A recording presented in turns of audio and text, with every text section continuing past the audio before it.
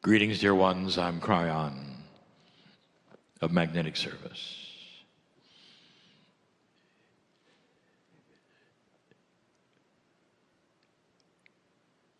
The moment is more poignant than you know.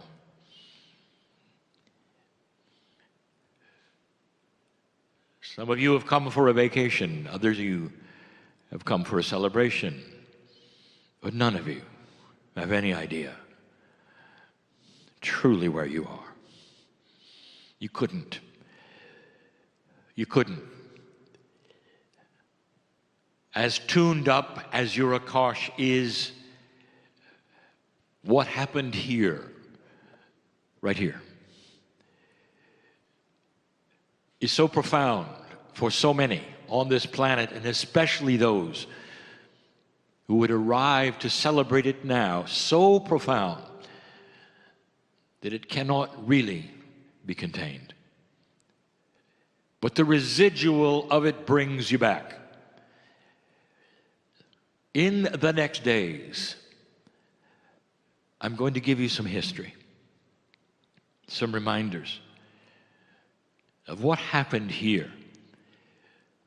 But even before I do, the reminder is this: you're not on an island, you're on the mountain of Lemuria. The mountain. A huge mountain, the biggest one on earth. And the reminder is this: that you're not at all in the elevation that used to be. The land of Mu, a small continent in the middle of the Pacific. And all of this will again be explained, both in channel and by my partner, in the next 3 days. But what I want to tell you about is something I have mentioned only briefly in the past. An experience that my partner had that I wish to pass on to you at this moment.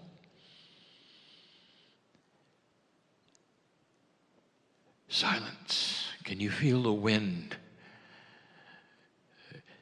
Even inside this room, esoterically, the wind of creation.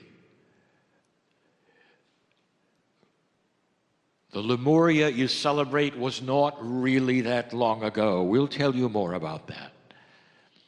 It was the beginning of the sacred light information, the launching pad of the Akash, and so many came through this society. This is an island now. It was the tip of the volcano back then, as it is now, except that back then it was more active, slightly. The other tips of the mountain that are islands today,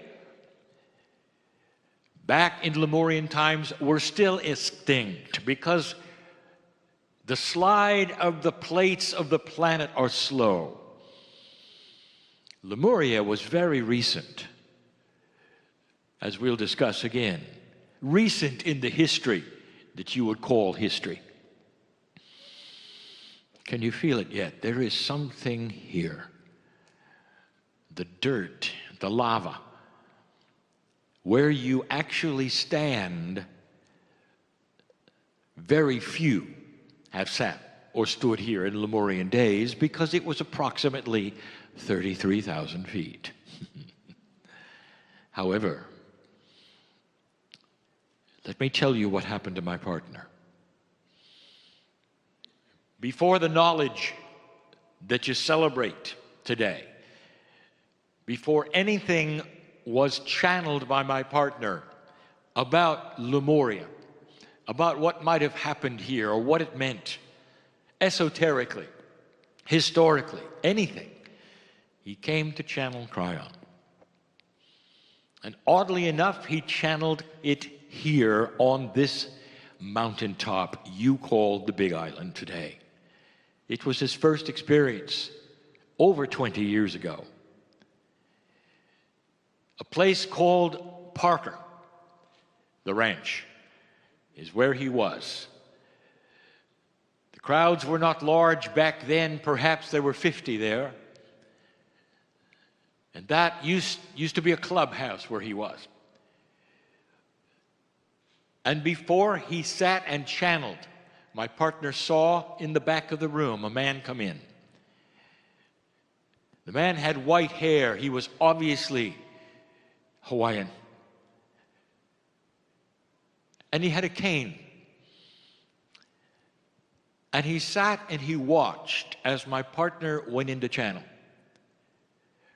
When my partner came out of channel, the man was gone. This happened again, 2 more times, as my partner returned to these places, these islands, these tips of the mountain. And my partner knew that this was something because he felt it. Often he would weep before he would even arrive, knowing that this was something. And yet the channeling didn't say what. As the time went by, I began to tell him more about it. The man with white hair and the cane returned 2 more times, just like he had the first time. Whatever island my partner was channeling, the man would come, just for a few moments, it seemed, and he left before my partner came out of channel. My partner didn't even understand whether he was real or not, for he only came for a moment and then he left. My partner never saw him leave, but he did. Eventually, he presented himself and introduced himself as a kahuna. And his name was Makua. And in all innocence and naivety, my partner asked, "What does Makua mean?" And he says, "It means Makua." Shaman for the age, for the time. And that's when my partner realized he was the holder of the traditions of the ancestors, the original traditions of Mu, of Lemuria, the ones that went right back to the Pleiadians. And then Makua agreed to be a teacher with some of the groups that my partner would bring to the Hawaiian Islands, especially this island called Hawaii, where this was his home. And I wish to tell you just about one episode because, dear ones, those of you who are going to the cauldron, I want you to remember this story right now because that's where we were standing.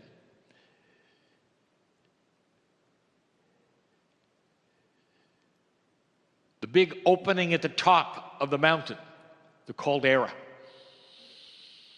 was filled with lava that was active back then in Lemuria, and it's not now. Sometimes it comes and goes, sometimes a fissure opens up and smokes, sometimes you actually will see the lava. But subsequently to the days of Lemuria, there have been many places where the lava pours out. So, the caldera is not as active as it was in Lemuria. But you didn't see it. It was too high. I was standing with my partner. I want you to think of that. The two of us together. Because there was channeling involved. At the edge of the caldera, not too many years ago, led by Makua. And he gave the teaching that he wished to the group who was there, and the channeling began. And when it was over, Makua said, "I want to show you something." And he took my partner to a place that was not a place where the group was. A little bit of a walk. And he said, "This is a place where the males gather. This is before my partner understood the differences between the honoring of the feminine on this island. He had no idea why the males would stand in one place and the females in another, not understanding that even to this day, in certain cultures, there are places where the women will be there in a sacred way, and they only will have the women there. And it's not a segregation of the genders. It's an honoring of the sacredness of mother. And this is the point, is that the males had to stand in another place because they did not have that sacredness of mother. They didn't understand the mother. They were not equipped. They were equipped for other things to support the mother. And he took me to a separate area along with my partner. For my partner still felt he was in channel. He felt the energy of it and didn't know why, for he had closed the channel, and yet I was still with him. And it's so that I can receive and give the message and agree and say, that's right, my partner. When Makua pointed to a place in the distance, and he said, this is where the light canoes are buried. And my partner didn't know what it meant. And I winked at him at that point, and I said, it's a metaphor, it's a metaphor. Kind of. I want you to think about it. The Pleiadians came to this place. And whether you came or you think they came esoterically or in vessels or whatever, the point was they buried the essence of their travel because they stayed. This is one of the greatest love stories of the galaxy. And it's going to be revealed even more to you as you go. For they stayed. There was no return. For they knew that this was the area and this was the place that they would teach for thousands of years, where they would have children who would be special, who would then also teach, and an Akash would be born, for their bloodline would continue. Their bloodline would continue. On social media, some have accused my partner of not being fully human. Some say he's a Lizzie. Some say he's from space. And they say, beware, he's not fully human. Well, I have news for anyone listening. None of you are. None of you are. That's the love story that I want to talk about this weekend. And that is the story of creation. And that is why you have apparently 23 pairs of chromosomes. Makua gave a manuscript to my partner. It was one of 4. And he said, here are all of the secrets of the lineage of everything I teach. And he said, I had to check you out for years to see if you were pure. For he said, the lineage of the purity of my race will someday disappear. And these things must be known. Shortly after that, Makua passed away in a traffic accident on this very island.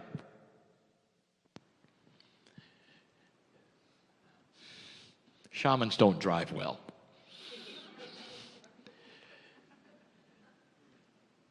And the lineage of his shamanship passed to a woman.